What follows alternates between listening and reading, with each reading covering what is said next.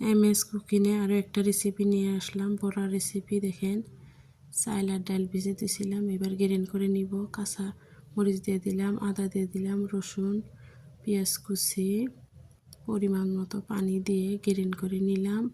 এইবার আমি গুঁড়া মশলাগুলো দিয়ে দিব। স্বাদ মতো লবণ দিয়ে দিলাম, জিরা গুঁড়ো দিয়ে দিলাম, ধনে গুঁড়ো দিলাম, হলুদের গুঁড়া দিলাম, লঙ্কার গুঁড়া দিলাম, দিয়ে এবার ভালোভাবে মাখাইয়ে নিচ্ছি। দেখেন, এবার আমি কড়াইতে তেল দিয়ে দিলাম। এবার একে একে সব বড়াগুলো দিয়ে দিব, দিয়ে ভালোভাবে বড়াটা আমি ভেজে নিব।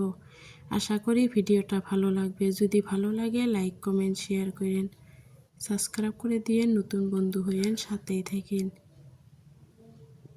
দেখেন আমার বড়া ভাজা হয়ে গেল। আল্লাহ হাফেজ।